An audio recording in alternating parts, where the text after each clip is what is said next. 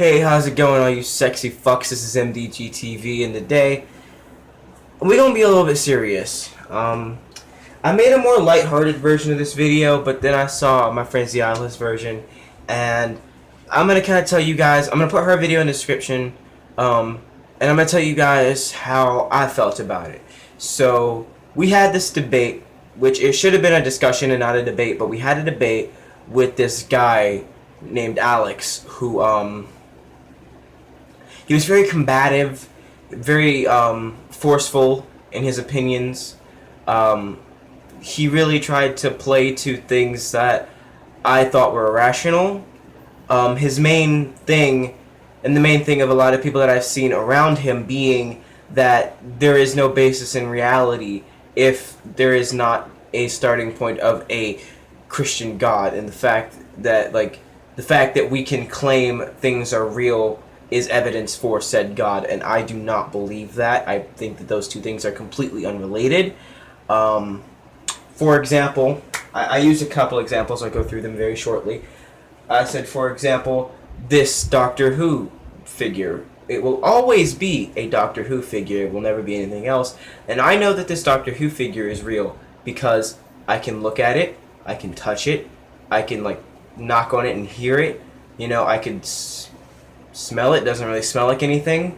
I'm not gonna taste it because ew. And if this was the real Benedict Cumberbatch, I might want to taste that, but that's a whole nother story for a whole nother day. And then I gave an example of playing cards and CDs and stuff like that, but he also gave an example of, okay, he said say one thing that you consider say one thing about, just say one thing that is a real thing. And I said, I find Chris Pratt sexually attractive. That was my statement. It was well, that's a statement about reality. The reality being you find Chris Pratt sexually attractive, and then to say that that is evidence for the existence of God, that is absurd. To say that because you can say something is real as evidence for whether you believe in it or not a God, that is, oh my God, how, I don't want to say it, but we're outside of a debate setting now. I can say it. How fucking stupid can you be? I sorry. I had to let that out. That was festering. Alright, I feel better now. But yeah, how fucking dumb do you have to be to think that that is plausible? Because I can say the same thing for the Matrix. They also brought up the beauty of the world. Yes, okay, we get it. Trees are fucking pretty. Whatever. But you could say, oh, well, a divine creator made it pretty. Or you could say people coded the Matrix, the machines coded the Matrix and made it pretty. Either way, you're going to get that same result. The only difference between the two is literally the fucking proper nouns that got changed. So whatever, his argument was not based on any type of realism that I could see. I kept trying to explain to him my worldview. He kept trying to force me to convert to his. And then at the end, he kicked me and Ziala out. And before he did, said that we were not seeking truth. Of course we were not seeking truth. We were invited to a debate to discuss ideas, not seek truth. I can't, because that would be on my phone. I was looking for my phone, not realizing I'm recording on it, so I can't show you guys what I was going to show you guys, but that's okay. That's unrelated. But to see Ziala's point, and because she went into a personal topic, I'll go into a personal topic. She was talking about something that happened to her, and having heard, oh, well, it's all part of God's plan, made her that much more upset. Well, me, and the reason that I can't say that that entire group doesn't give good conversation, because I'll get into that in a second, but I've had a similar experience with personal trauma and religion, where when I was 10, right, well, really 2 weeks before I turned 10, I remember the exact, I don't remember the date, I don't remember the date or anything, but I remember that moment, like it was nothing, that moment where I realized that I thought that guys were cute and that I didn't have any types of feelings for girls.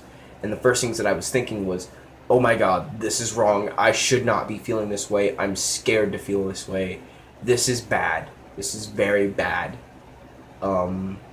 and I turned to religion. I prayed.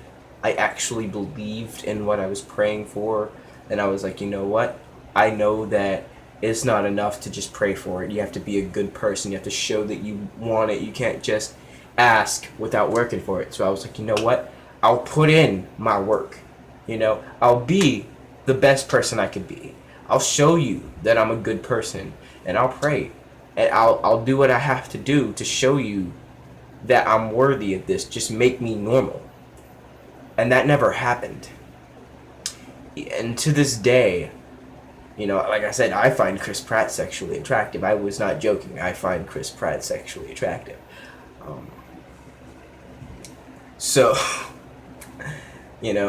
having something like that, and then for people to say, oh, well, your lifestyle choices, or to have people say, oh, well, you chose that life. I hate hearing that word choice because it was far from it.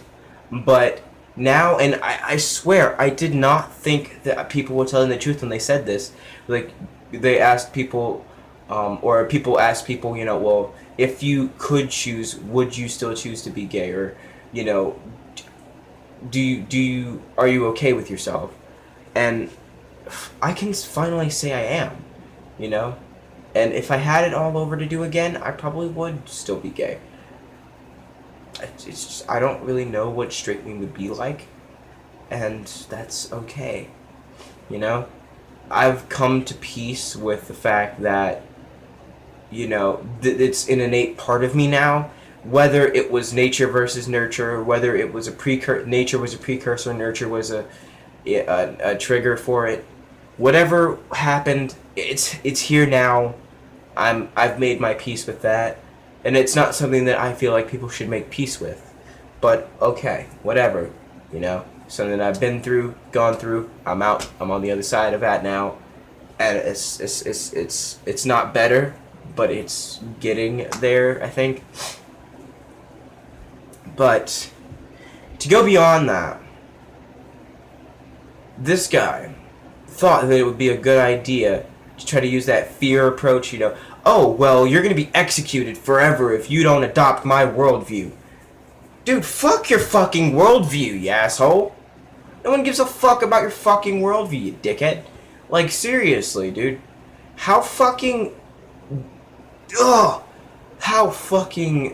dim do you have to be to think that you can apply fear to someone who does not believe in your threats?